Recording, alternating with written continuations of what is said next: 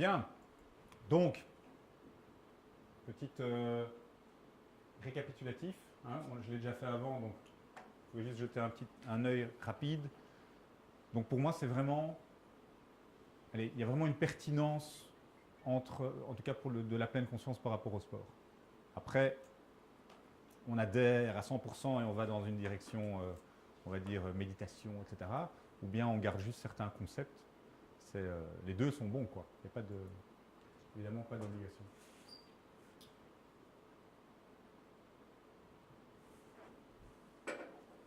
C'est parti. Le flow. Alors, je vais vous passer le nom de la personne qui a beaucoup écrit sur le flow. Ça serait bien de le lire quand même. Csikszentmihalyi. Et donc l'idée du flow, c'est un certain type de concentration dans laquelle je suis totalement absorbé par l'activité que je suis en train de faire. Ouais. On vit tous des phénomènes de flow, et j'ai même envie de dire quotidiennement. Je lis un bouquin, j'ai lu 50 pages, ça a pris, je sais pas, 1 heure, et j'ai l'impression que ça fait un quart d'heure que je suis occupé. Ou inversement, hein, je suis occupé à une activité depuis 10 minutes, et j'ai l'impression que ça fait des heures. Un des grands éléments qui permettent de détecter les phénomènes de flow, ce sont les distorsions temporelles et les distorsions des sensations. Donc c'est par exemple, là, j'ai pris la balle comme elle est venue, hein, le classique. Hein, ouais. Donc j'ai pris la balle comme elle est venue, je ne sais pas comment j'ai fait. Il y a une forme d'automaticité dans l'action. Je ne pense plus l'action, je suis dans l'action. Et j'espère que vous avez déjà vécu ce phénomène de flow, mais moi personnellement, c'est ce qui me faisait, c'est ce qui me manque le plus, de la période où je jouais au basket. Vraiment, j'adorais ce côté absorption totale, et pendant 120 minutes, comme tout bon entraînement, attention, pendant 120 minutes, j'arrivais à vraiment être dedans, quoi. Et parfois, j'avais l'impression que ces 120 minutes duraient 100 000 minutes, et parfois, j'avais l'impression que ça durait 10 minutes. Et c'est vraiment, ça c'est le flow. Donc c'est ce moment, cet état mental optimal qu'on va retrouver dans l'activité. Avec la notion de plaisir, qui est fondamentale, et c'est entre autres pour ça que les sports extrêmes, hein, amènent le côté de plus en plus extrême. Et on voit souvent des gens qui, parfois, qui ont des accidents importants parce qu'il y a le plaisir qui est évidemment de plus en plus fort. Hein. Et quand j'ai vécu une vague de 10 mètres, j'ai envie de surfer une vague de 20 mètres. Hein. Quand je fais un base jump en ouvrant mon parachute à, je sais pas moi, à 100 mètres, j'ai envie d'essayer à 90 et puis à 80. Et il y a un moment, il y a des accidents. Et donc c'est vraiment ce côté plaisir qui va être addictif et qu'on va retrouver dans l'activité physique, qu'on peut retrouver même à un niveau, pas nécessairement quand on recherche la performance, hein. On peut retrouver ça si je fais un cours d'aérobic, etc. Ou, voilà. Et on va faire le lien, de nouveau, entre le corps et l'esprit. Hein. C'est dans l'activité que je vais vivre le plaisir. Ouais. Alors on a 2 axes. L'axe du challenge, hein, de la performance choisie ou imposée, parce qu'on ne choisit pas toujours la performance qu'on veut atteindre, et l'axe de la perception de sa compétence. Si je suis là, donc j'ai la perception que je suis très compétent, et j'ai un challenge qui est très bas, qu'est-ce que je vais vivre? Pardon? Frustration, ennui. Hein. Je suis très compétent et on me demande de faire un tournoi régional, etc. Le challenge est très haut et je me sens peu compétent par rapport à ça. L'angoisse. Okay. Et on va retrouver le flow à l'intersection des deux. C'est-à-dire que je dois avoir une congruence entre le challenge et la perception que j'ai de ma compétence. D'accord ?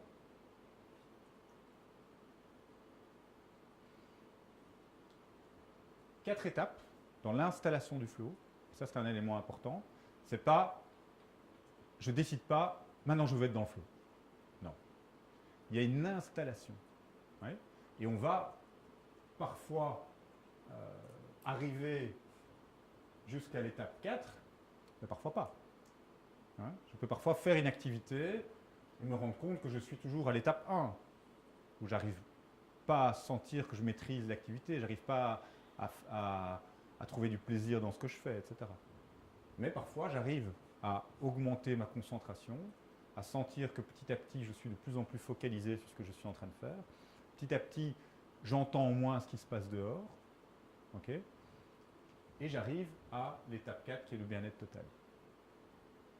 Si par exemple je ne sais pas moi, vous travaillez en entreprise et que vous avez la chance d'avoir des nouveaux bureaux où chaque jour vous vous demandez où vous allez vous asseoir, chaque jour il va y avoir différentes manières de faire, etc.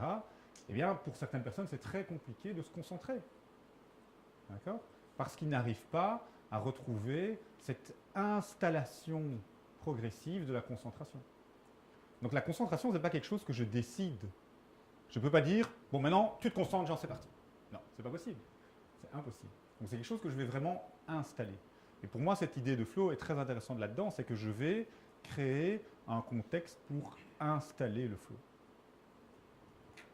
3 éléments. Avoir des buts identifiés. Là, il existe plein de techniques, etc. Les buts smart tech, les buts, il y a plein de techniques pour fixer des buts. Hein, on va dire qu'ils doivent être précis, qu'ils doivent être spécifiques à moi-même, qu'ils doivent être mesurables, etc. Donc, il y a plein de choses là-dessus. Smart tech, il y a un peu de toutes sortes. Donc, les buts vraiment bien identifiés, mais surtout intégrés. Parce que ce qu'on retrouve assez souvent, c'est que le but, il est très, très, très identifié pour l'entraîneur, mais quand on parle aux joueurs, c'est déjà beaucoup moins important. C'est déjà beaucoup moins identifié. Donc, c'est comment est-ce que je mets de l'attention pour que le but soit intégré par le groupe. Que ce soit le but du groupe. Hein, et on peut très vite travailler là-dessus. Hein. Début de saison, les fameuses premiers moments où on va, comment est-ce qu'on va fixer des buts? Est-ce que c'est moi qui vais fixer les buts? Est-ce que je vais demander au groupe de fixer les buts? Est-ce qu'on va faire ça de manière interactive?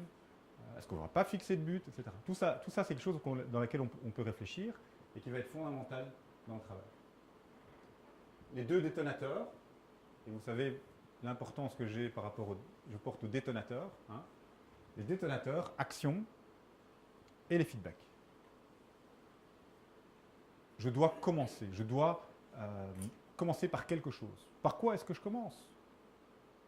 Certains jours, on va commencer par quelque chose qui est où les gens ne doivent pas penser, par exemple dans un entraînement. Un autre jour, on va commencer par quelque chose où il faut jouer. Un autre jour, il faut quelque chose où il faut vraiment bien penser aux gestes, etc. L'action va être fondamentale. Et définir l'action, que ce ne soit pas juste « fais ça ». Non. Feedback, comment est-ce que je soutiens l'action? Comment est-ce qu'à travers ce que je vais donner comme feedback, j'entretiens l'action? Est-ce que vous avez déjà assisté à un match de volleyball féminin? Vous avez déjà fait ça? Une fois? Ça fait mal aux oreilles. Hein. Okay.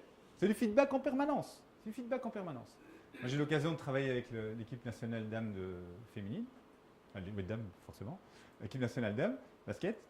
J'ai jamais tapé dans autant de mains que cette période-là. Hein. C'était hallucinant, quoi. Tu tapes dans la main tout le temps, ça n'arrête pas. Mais c'est ça le feedback. Taper dans la main, c'est donner un feedback. C'est je suis là, je suis présent, j'ai vu ce que tu as fait. J'ai vu ce que tu as fait. Okay. Et donc, le feedback entretient le flow. Et ce que j'ai souvent, quand je parle de ça, pas nécessairement dans le sport, mais même dans d'autres milieux, c'est oui, mais si on ne me donne pas le feedback, qu'est-ce que je fais? Est-ce que je peux moi-même créer le contexte de rentrer dans cette concentration-là sans le feedback? Ben oui, mais alors qu'est-ce que je vais me donner moi-même comme feedback? Je me donne 1h30 pour avancer sur ce dossier, je m'installe à tel endroit, je commence par ça, le plus facile, machin, etc. Après 1h30, je me fais un thé avec des amandes et je me gratifie d'avoir bien travaillé pendant 1h30. Ben, c'est se donner du feedback. C'est créer un contexte où je vais récompenser mon action. Ok? Donc c'est vraiment cette idée-là.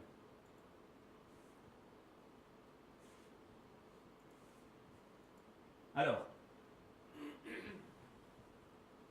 l'idée du flow amène l'idée que la concentration, c'est quelque chose de dynamique. Je ne suis pas concentré, hein, et je ne suis pas concentré pendant 1h30. Moi, j'ai eu un gardien il n'y a pas très longtemps, il vient chez moi et il arrive, voilà, j'aimerais bien que vous m'aidiez pour me concentrer pendant tout le match. Je me rends compte que je suis déconcentré, et quand je suis déconcentré, je chipote à mes chaussettes, je remets mes gants, et j'ai mon papa qui me dit toujours que je passe mon match à chipoter à mes chaussettes et à remettre mes gants. Ok. Raconte-moi un petit peu comment ça se passe. Raconte-moi un petit peu comment ça se passe quand tu vas à ton match de foot. Alors, on habite assez loin du stade, donc je vais au stade et je parle beaucoup avec mon père du match et il m'explique toujours ce que j'ai bien fait la fois passée, sur quoi je dois faire attention, etc. etc. J'arrive au stade, on a le briefing, là on m'explique comment, etc. Après je m'habille assez vite parce qu'il faut aller vite, puis après je me concentre, il y a l'entraîneur des gardiens qui me réexplique encore, etc. Et puis je commence mon match et je suis concentré, et puis je me rends compte que là je ne suis plus concentré. D'accord. Ok. Je dis quand est-ce que tu as l'impression que ton match commence? Ben oui, son match il commence. Je ne sais pas s'il se termine un jour, quoi. Je ne sais pas il se termine. Voilà, et donc on est en plein dedans. On est en plein dans cette idée que je suis capable d'être concentré tout le temps. Mais c'est impossible. C'est impossible. Et donc, on-off. Hein, et rien que le fait de travailler sur ça, et de travailler sur, ok, est-ce qu'il y a moyen d'aller avec quelqu'un d'autre que ton père tout le temps au match? Est-ce qu'il y a moyen de dire, dans la voiture, on ne parle plus du foot? Est-ce qu'il y a moyen de dire qu'on ne parle plus du tout du foot avec lui? Ou non, ça c'est pas possible.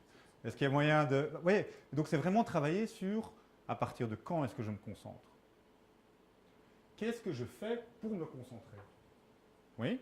Qu'est-ce que je vais avoir comme détonateur de la concentration? Est-ce que la concentration est toujours la même? Est-ce que je peux être concentré sur mon corps, par exemple, quand je fais un exercice de stretching, sur l'extérieur, quand je m'échauffe et en même temps je parle avec mes copains, sur les choses que j'ai à faire à certains moments, etc. Donc, expliquer que la concentration, ce n'est pas une chose. Elle est multimodale. Mais surtout, elle va varier. Elle va varier. La balle est loin, ok. À quoi je pense? Peut-être que je peux toucher à mes chaussettes, la balle est loin. Ben, je touche à tes chaussettes intentionnellement, et tu verras que tu y toucheras plus, beaucoup moins inconsciemment. Consciemment, fais-le consciemment quand la balle est loin, et tu le feras plus à n'importe quel moment. Vous voyez? Tout ça, c'est du travail qui est, de nouveau, du bon sens, mais qu'on retrouve, enfin c'est un exemple, mais qui est assez fréquent dans le sport. Et certainement, quand on ne fait pas attention à ce genre de choses. Alors, pardon, j'ai trop vite. Sur quoi est-ce qu'on va s'appuyer? On va s'appuyer sur les routines et les rituels. Et moi, je fais la distinction entre les deux. Et vous allez voir pourquoi. Parce que ce qu'on remarque, c'est que les sportifs, ils ont des tonnes de routines. Et c'est là que je vous demande quelles sont les vôtres. Ou quelles étaient les vôtres quand vous étiez sportif. Essayez de trouver quelques routines que vous aviez. Oui? Vas-y. Quel coin? Oui, Ouais? Ouais, c'est important. Hein. Autre chose? L'heure du repas, oui, ça c'est aussi important. Et la sieste? La sieste, Ça ouais. dépend quel âge. Oh, il y a des gens qui font la sieste à tout âge. Hein. Les sportifs, ils ont le temps. Je croyais qu'on partait, on avait le temps. D'autres choses? Nous, il y a beaucoup de routines, puisque allez, c'est des circuits en général, Ouais. donc, on va dire boisés. Donc on a des timings, ils les ont, en fonction de leur âge par exemple. Ils Ouais. savent très bien à telle heure je vais faire la reconnaissance du circuit, Ouais. parce qu'à telle heure le circuit est fermé. Et quand D'accord. ils ont commencé, donc, ils savent très bien, voilà, je dois aller m'inscrire, signer la feuille de départ dans ce timing-là. Après la reconnaissance dans un autre timing. Et après ils ont un moment libre, liberté, je veux dire, en fonction avant leur échauffement à proprement parler qui là est assez proche de la course. D'accord. Et donc, Tout est plus donc ou ce que moins- tu vas avoir, c'est que tu vas avoir certains athlètes qui, dans la période libre, vont développer encore toute une série de routines à eux. Ouais, ça on le voit par rapport oui, Bien sûr. au casque, aux chaussures. Ah, voilà. des Et petits donc la choses. liste, elle est. Oui, c'est même très, très embêtant. Ça peut devenir très, très embêtant. Pourquoi c'est embêtant? Parce que j'ai connu ça aussi en tant que joueur et même encore maintenant. Et c'est problématique parfois pour nous-mêmes, mais aussi pour les gens qui nous entourent. Donc, moi, je sais que quand j'étais joueur, et oui, il y a une routine et la routine, elle commence dès le réveil. Donc, il n'y a pas vraiment une heure bien précise, mais en tout cas, moi, il y avait une marge de beau temps. Je me laissais une demi-heure, je me mets telle heure à telle heure. Et puis commencer, ok, manger à une telle heure, me préparer à une telle heure, mes Fatigant, vêtements, mes chaussettes, même ça va jusqu'au slip, etc. Donc après, ça peut même nous bouffer. Donc il faut qu'on fasse attention à ça aussi, il faut pouvoir prendre du recul par rapport à ça. Et je m'en rends compte plus maintenant que quand j'étais joueur, parce que pour moi, ça me paraissait normal qu'il y ait ce rituel, cette routine qui nous permet bêtement, parce que vraiment, c'est juste se rassurer soi-même, c'est une question de confiance. Je veux dire, le fait de suivre cette routine-là, inconsciemment, nous met quand même dans un état de confiance en arrivant déjà pour le match. Mais le problème, c'est quand ça ne se déroule pas comme prévu parfois. Et donc, quand ça ne se déroule pas comme prévu, là aussi, on peut déjà se frustrer avant même d'arriver déjà au stade. Et donc, on n'est pas peut-être dans l'approche du match, on n'est peut-être pas vraiment au top. Alors que finalement, ça vient de nous-mêmes, mais personne Ok. vient nous. Et même maintenant, encore comme entraîneur, il y a encore une routine. Là aussi, j'essaye quand même de. Là maintenant, avec l'âge, de prendre du recul et essayer d'attacher moins d'importance à ça. Mais parfois, ça reste quand même, ça reste. Voilà. Donc la fonction. Donc ce que tu dis, c'est que c'est un peu quand je fais cet exercice-là avec les athlètes, généralement le tableau il se remplit assez bien. Hein, généralement, il y a beaucoup d'éléments. Et ce que tu dis, c'est qu'à un moment, il y a tellement d'éléments que je suis un peu dans une espèce de. Je ne sais plus vraiment à quoi ça sert. Je me rends compte que forcément, il y a tellement d'éléments qu'il y en a que je vais rater. Merde, ils n'ont pas mis le poteau du corner. Comment est-ce que je fais là comment est-ce que je gère? Là, j'ai pas eu l'occasion de manger. Il n'y a plus de poulet. Il n'y a plus de poulet. Je ne peux pas jouer mon match sans avoir mangé du poulet à midi, c'est pas possible. Donc c'est, à un moment, c'est la routine perd complètement de sa fonction. Et la fonction de la routine, c'est vraiment de m'aider à gérer mes angoisses. Hein, c'est gérer mes angoisses. Alors, une routine efficace. Voilà, je vous mets quelques éléments. On ne va pas rentrer trop dans le détail. Ah, attendez, j'étais trop vite. Routine efficace, elle a plein de caractéristiques. Ok, elle doit avoir un certain bénéfice. Identifié. À quoi ça me sert de passer derrière le poteau de corner? Il n'y a pas de jugement. Hein. C'est quel est le bénéfice? Est-ce que c'est duplicable? Est-ce que c'est la mienne ou est-ce qu'on m'a imposé une routine? Est-ce qu'elle est simple? Est-ce qu'elle est liée à d'autres? Est-ce qu'elle est indépendante? Moi, j'ai besoin que ma petite copine elle soit assise là-bas. Merde, j'ai changé de petite copine, j'en ai plus pour l'instant. Ah bah, je suis mal, hein. Ok? Est-ce qu'il y a un retour direct, etc. Donc il y a toute une série d'éléments qui vont nous éclairer à en quoi cette routine va être fonctionnelle ou pas. Et c'est là que j'introduis la distinction entre une routine et un rituel. Et pour moi, ce sont deux choses différentes. Vous allez voir pourquoi. Déjà dans l'objectif, la routine, elle me permet d'économiser de l'énergie. Par exemple, dans un échauffement, un échauffement du match, on fait toujours la même chose. Moi, avant le match, je ne suis pas en train de réfléchir, tiens, qu'est-ce que je vais donner comme échauffement à mes joueurs? Non. Mes joueurs, ils ne sont pas en train de réfléchir, tiens, comment est-ce qu'on va s'échauffer aujourd'hui? Non, il y a une économie de l'énergie mentale. Ça, c'est une routine pour moi. Le rituel, il a une fonction, parce que je le fais, je contrôle. Vous me suivez? Donc, parce que je passe derrière le poteau de corner, je me sens bien et je vais faire un bon match. Tu vois la différence? Okay. Donc, pour moi, ce sont deux choses qui sont complètement différentes. Okay. Parce que je fais mon sac et que je mets mes chaussures à gauche et mon slip à droite, je vais faire un bon match. D'accord? Pour moi, ça, c'est le rituel. Au niveau de la quantité, la routine va m'aider à construire le rythme. Et donc, je peux avoir dans ma journée, je me lève à telle heure, je mange à telle heure, je fais la sieste à telle heure, etc. Donc, ça construit ma journée, ça donne du rythme à ma journée. Okay. Et le rituel, c'est un marqueur du temps. C'est, avant de partir, j'embrasse ma femme et je lui dis, je vais faire un beau match, ma chérie. Ok. Je marque le temps. Il y a avant le moment et il y a après le moment. Vous me suivez? La routine donne du sens. Hein. À un moment, c'est logique de se lever à telle heure, c'est logique de manger à telle heure, c'est logique d'aller dormir à telle heure la veille, etc. Ça donne du sens. Ok? Voilà. Et que on ne va pas nécessairement remettre en question. Le rituel va donner de la valeur. C'est vraiment, je peux changer même mon état d'esprit parce que j'ai fait le rituel. Vous me suivez? La routine va améliorer le moment. Hein, en effet, si je ne dois pas penser à quel exercice je vais faire derrière, eh bien, je vais sans doute mieux m'échauffer, mes muscles seront plus chauds, etc. La rituel va créer le moment. De nouveau avec cette idée d'avant-après. Parce que je bois à ma gourde à tel moment. Moi, pour l'instant, j'ai un rituel. Et le jeu, c'est de le changer de temps en temps. Mais le rituel, c'est d'ouvrir ma bouteille d'eau quand le match a commencé. Ah oui, moi, je ne peux pas boire avant, ce n'est pas un problème. Donc, j'ai une bouteille d'eau. Et chaque fois que le match commence, je l'ouvre. C'est stupide. Mais c'est mon rituel pour l'instant. OK? Voilà. C'est un rituel, mais Non, c'est un rituel. Parce que je me suis rendu compte que je l'avais fait 2-3 fois. Et je me dis, tiens, ce serait bien d'avoir un rituel. J'ai pas beaucoup de trucs comme ça.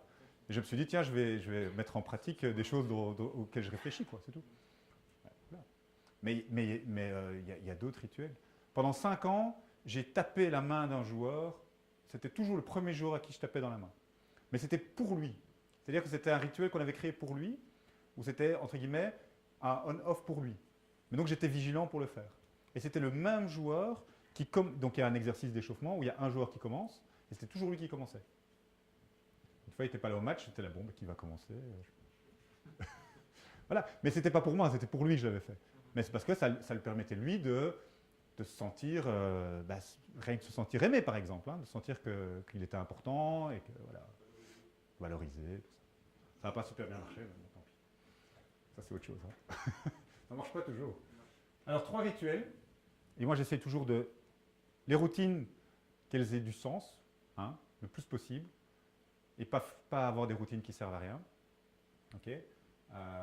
Et par contre, les rituels, de leur donner du sens. C'est-à-dire que si tu veux passer derrière le poteau de corner, super. Qu'est-ce que ça représente pour toi? Qu'est-ce qu'il y a avant le poteau? Qu'est-ce qu'il y a après le poteau? À quel moment tu vas le faire, etc. Donc, comment est-ce que je vais vraiment travailler sur le sens de la routine? Tu veux gratter allez, remettre tes chaussettes? Ok. Ça veut dire quoi? Ça veut dire que je me détends? Ça veut dire que je me reconcentre, etc. Vous voyez? Tu veux serrer ton poing? Serre ton poing. Très bien. Qu'est-ce que ça apporte? Ok? Mais avoir 10 rituels différents, pas intéressant. Ouais? Le rituel, en fait, c'est une façon de combler un temps aussi, de ne pas l'engager pendant ce temps-là. Pour moi, ça, c'est la routine. C'est la routine. Donc, pour moi, la routine, c'est quelque chose qui me donne du rythme, qui va combler le temps, qui va me permettre de ne pas devoir trop réfléchir dans ce que je vais faire, etc. Pour moi, le rituel, c'est vraiment quelque chose qui est fonctionnel, qui marque le on-off. Et si on n'a pas de rituel, il y a quand même ce laps de temps. Le temps qu'on passe à effectuer un rituel, si après on abandonne et qu'on ne fait pas de rituel, il y a un temps mort alors à ce moment-là. Je ne comprends pas ce que tu veux dire. Mais si, par exemple, on a un rituel bien précis avant un match, Ouais. à un moment donné, on l'abandonne, pendant ce laps de temps, on ne fait plus rien. Enfin, c'est Pour moi, donc il y a distinction entre les deux. Donc, ce que je fais, donc je vais le briefing à telle heure. Après le briefing, il y a encore un battement où on peut parler, on peut poser une question, etc. À telle heure, on est sur le terrain, on fait tel exercice, etc. Pour moi, tout ça, c'est des routines. Ok? Les rituels, ils vont être plus souvent individuels. Tu vas avoir un ou deux rituels collectifs, mais pas tellement importants. Ça va plutôt être individuel. Et c'est vraiment quelque chose qui, pour moi, me parle et qui marque. Là, je suis dans un mode je me prépare. Et là, je suis dans un mode je suis dans l'action. Tu vois la différence ou pas? Tu vois? Et souvent, on mélange les deux. Hein. Et tu as raison. Mais moi, c'est quelque chose que j'essaie de travailler avec les sportifs pour que ce soit efficace, pour que ce soit fonctionnel. Et souvent, ce qu'on va faire, c'est qu'on va dégraisser, quoi. On va choisir dans des choses qu'on fait déjà et on va redonner du sens, de la valeur à ces choses qu'on fait déjà. Sauf si c'est complètement inadéquat. Hein? J'ai un exemple d'un jeune triathlète. Il me disait, alors moi, avant une course, tous les matins avant de partir, je fais un déboulé dans la rue. Et si je me sens bien, si je me sens puissant, je sais que je vais faire une bonne course. Okay.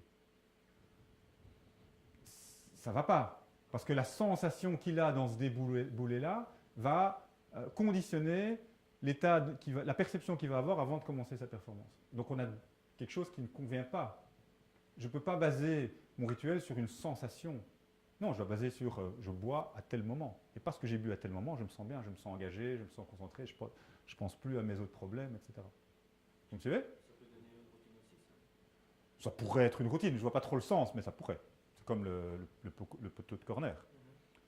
Mais, ou bien non, ça pourrait être un rituel, mais il doit avoir une autre forme alors. Ça pourrait être un rituel qui lance ma journée, mais qui ne va pas conditionner nécessairement la performance. Ça pourrait être un rituel de préparation, longtemps avant le début, où je me dis, ok, je vais faire ça, et ça marque le début de ma journée de compétition. Pourquoi pas? Mais c'est quand même pas très...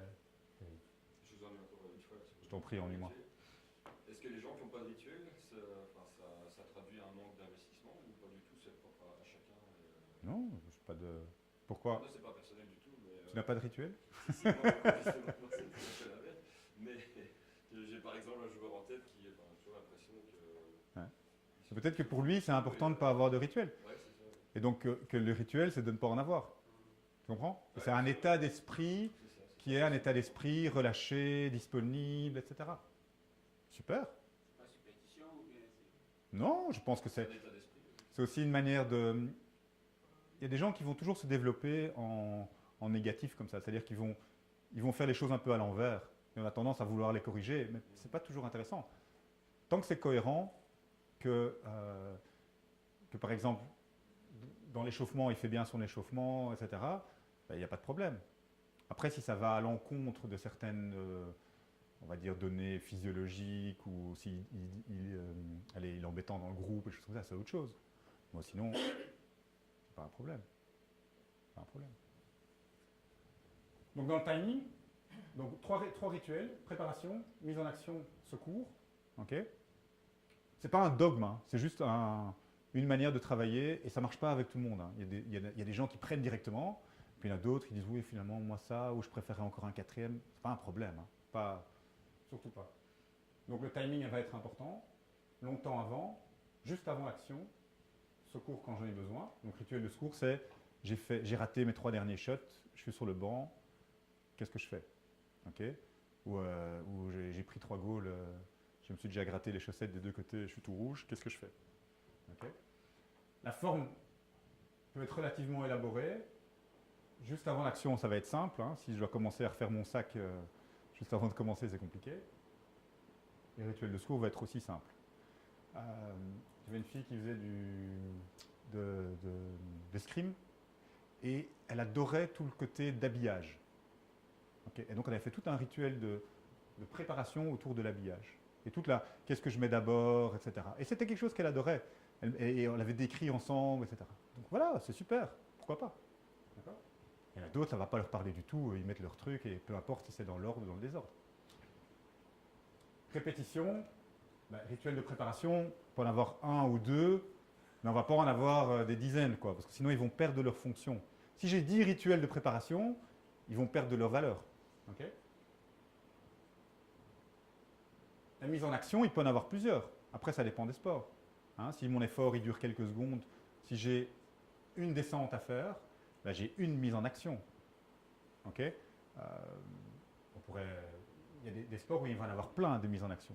Hein, dans les sports collectifs, dans le mien où on va beaucoup sur le banc, on repart, etc., on a vraiment l'occasion de développer ça. Après, ça dépend un peu des sports. Gestuelle de secours, quand j'en ai besoin, forcément.